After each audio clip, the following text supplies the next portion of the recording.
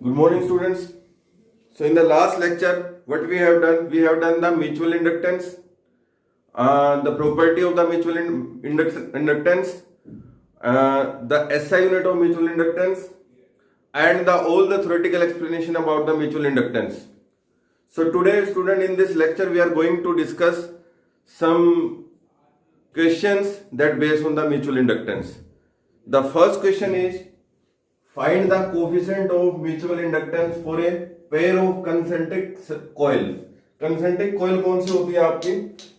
देखिए कॉइल, जैसे आपकी एक कॉइल है, ये उसके ऊपर दूसरी कॉइल है, फिर तीसरी कॉइल है, तो ये आपकी क्या है? कंसेंट्रिक कॉइल है।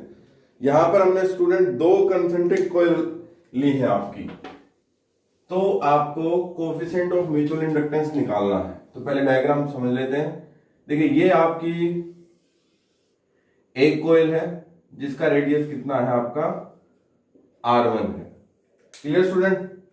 और ये दूसरी है जिसका रेडियस कितना आपका स्टूडेंट? R2 है। क्लियर? ये R1 है और ये कितना है? R2। ये जो रेड बनाया मैंने उसका रेडियस कितना? R2। और ये जो ब्लैक है सर्कल, इसका कितना है? R1। दो आपकी कंसेंट्रिक आपकी क्या है? कॉइल है।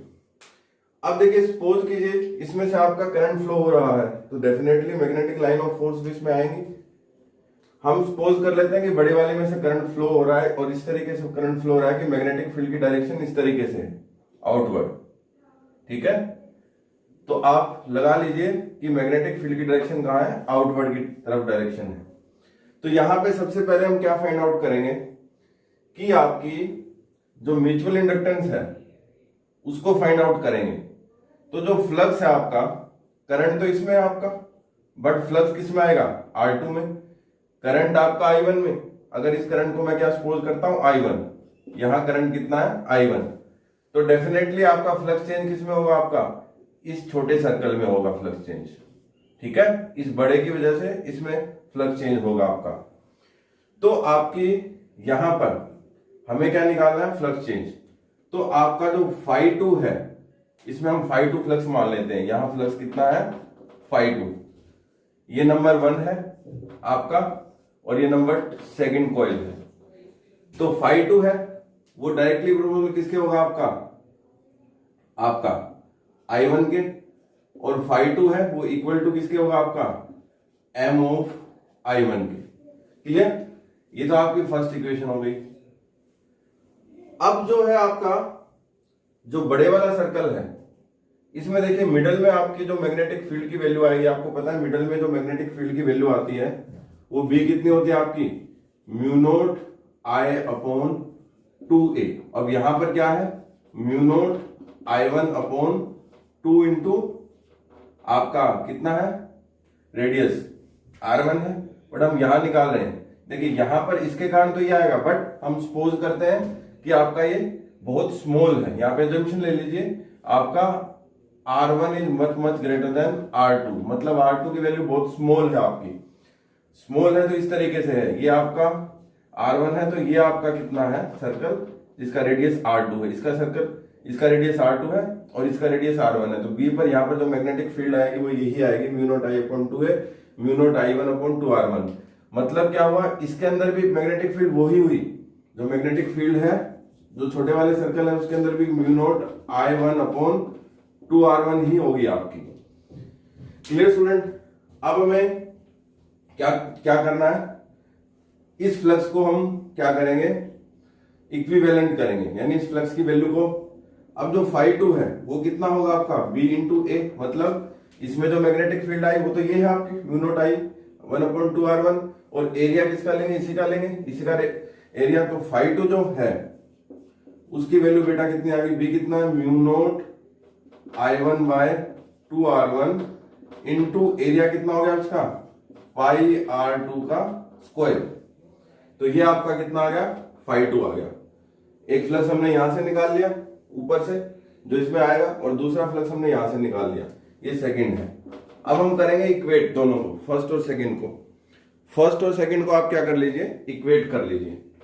जब हम फर्स्ट और सेकंड को इक्वेट करेंगे तो क्या वैल्यू आएगी? तो आप लिख लीजिए इक्वेटिंग फर्स्ट एंड सेकेंड। तो ये वैल्यू कितनी है, m इंटू I1, और ये वैल्यू कितनी है, mu naught I1 upon 2R1 into pi R2 square. अब देखिए I1 से I1 कैंसिल हो गया, तो m जो है आपकी वो कितनी आ गई, म्यू नोट पाई R2 स्क्वायर अपॉन 2R1। तो ये सिंपल वैल्यू किसकी आ जाएगी, आपकी म्यूचुअल इंडक्टेंस की। तो इस तरीके से आप coefficient of mutual inductance for a pair of concentric coil निकालेंगे। आप देखिए दूसरे का फर्स्ट के रिस्पेक्ट में निकाल लें या फर्स्ट का सेकंड के रिस्पेक्ट में निकाल लें, तो आप ये ध्यान रखिए दोनों केस में म्यूचुअल इंडक्टेंस का जो मैग्नीट्यूड है वो आपका क्या आएगा, सेम। ठीक है, अगर आप M21 निकालते हैं या M12 निकालते हैं तो M21 किसके इक्वल होगा, M12 के इक्वल होगा। तो हम किसी से भी निकाल सकते हैं। तो ये हमने क्या फाइंड आउट कर लिया स्टूडेंट, म्यूचुअल इंडक्टेंस। अब जो क्वेश्चन है वो क्वेश्चन क्या है आपका कि दो सोलेनॉइड है आपके। अब वहां पर हमें सेम इसी तरीके से हमें क्या फाइंड आउट करना है, आपका म्यूचुअल इंडक्टेंस फाइंड आउट करना है।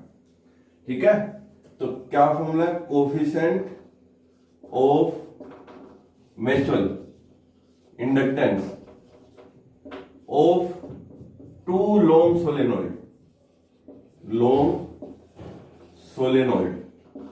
जो आपके दो लॉन्ग सोलेनॉइड हैं उसका हमें क्या करना है, coefficient of mutual inductance find out करना है। किस तरीके से, देखिए एक सोलेनॉइड तो आपका किस तरीके से है, ये ऐसे सोलेनॉइड है। ठीक है, और एक इसके अंदर सोलेनॉइड है, वो कौन सा आपका, इस तरीके से सोलेनॉइड है। ठीक है, हमें म्यूचुअल इंडक्टेंस फाइंड आउट करना है। अब सेम करंट है, सेम वैल्यू है, इसमें से सपोज कीजिए I1 करंट फ्लो हो रहा है, ये I1 करंट फ्लो हो रहा है। तो ये जो I1 है इसमें जो फाई 2 में, यानी ये नंबर 1 कोयल है और ये जो है वो नंबर 2 कोयल है, सोलेनॉइड है। तो I1 जो करंट है वो इसमें फ्लक्स इंड्यूस करेगा, तो फाई 2 कितना हो गया आपका, m ऑफ I2। तो जो फाई 2 है आपका वो m ऑफ I2 बन गया।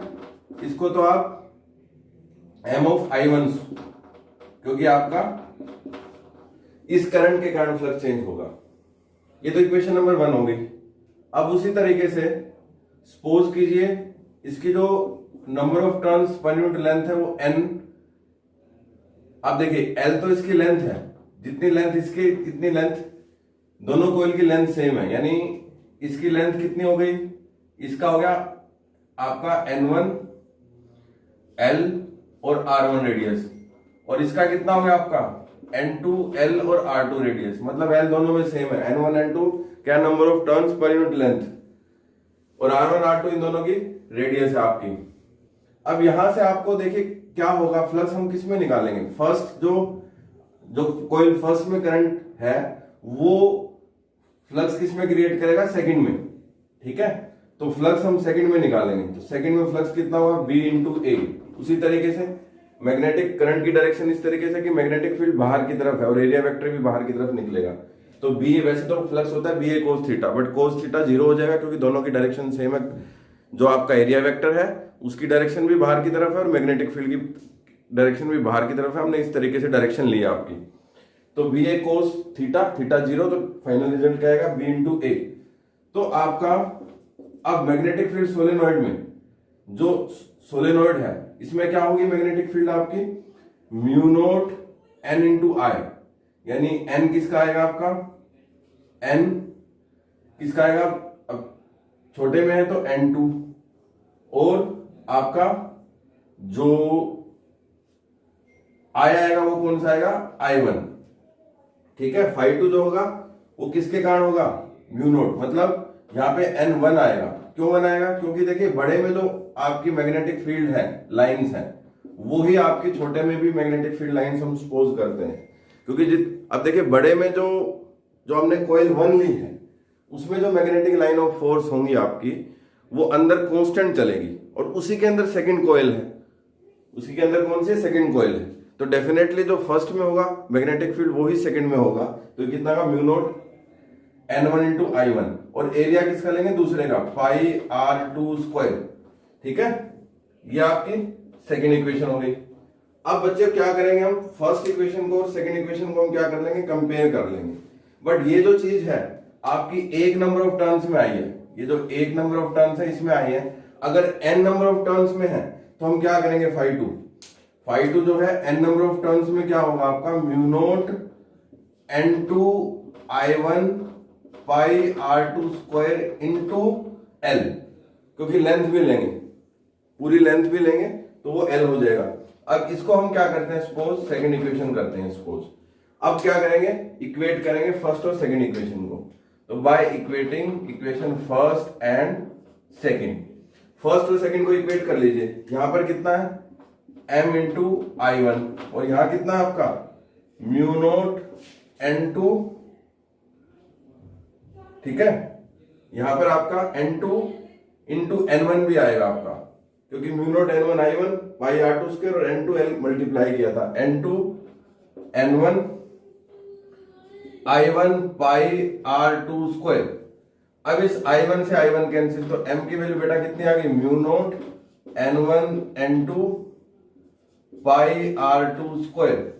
तो ये वैल्यू किसकी आ गई, कोफिशिएंट ऑफ म्यूचुअल इंडक्टेंस की। तो इस तरीके से बेटा हम कोफिशिएंट ऑफ क्या निकालेंगे, म्यूचुअल इंडक्टेंस हम क्या करेंगे, फाइंड आउट करेंगे। दोबारा देख लीजिए, दोबारा बता देता हूं। आपके पास दो कॉइल थी, फर्स्ट कॉइल तो रेड बनाई है मैंने, और सेकंड आपकी कौन सी है, ब्लैक कॉइल बनाई है। यानी फर्स्ट के ही अंदर कौन सी थी, सेकंड थी, और दोनों कॉइल किसका काम करेगी, सोलेनॉइड की। अब फर्स्ट में जो करंट है उसकी डायरेक्शन इस तरीके से है कि किसी भी पॉइंट पे मैग्नेटिक फील्ड बाहर की तरफ है और एरिया वेक्टर भी आपका बाहर, मतलब इस तरीके से डायरेक्शन है कि दोनों में एंगल कितना बने, 0 डिग्री, बी में और ए में। तो सबसे पहले म्यूचुअल इंडक्टेंस क्या कहता है कि इस कॉइल में अगर करंट आपका पास होगा तो आपका फ्लक्स चेंज होगा किसमें, सेकंड कॉइल में, ठीक है। तो फ्लक्स चेंज सेकंड में कितना होगा, m इंटू i1, क्यों, सेकंड में फ्लक्स चेंज हुआ किसके कारण, i1 के कारण। तो φ2 equal to m into i1, तो आपका इक्वेशन नंबर 1 कर दिया। अब φ2 में भी हम फ्लक्स निकालेंगे। φ2 में फ्लक्स का मतलब क्या है, φ2 में कहीं पर भी पॉइंट ले लेंगे स्मॉल, और वहां पे b और एरिया वेक्टर की डायरेक्शन देखेंगे, वहां डायरेक्शन क्या आएगी, सेम आएगी आपकी। तो फ्लक्स होगा ba cos थीटा, थीटा को कितना ले लेंगे हम, 0 डिग्री, तो वो आपका फ्लक्स कितना आ जाएगा, b इंटू ए। तो b की वैल्यू कितनी होगी, φ2 की वैल्यू कितनी होगी, m इंटू i1, ठीक है, अभी मैंने एक्सप्लेन किया। तो φ2 की वैल्यू कितनी होगी, b इंटू ए, मतलब इस छोटी कॉइल में हम फ्लक्स निकालेंगे।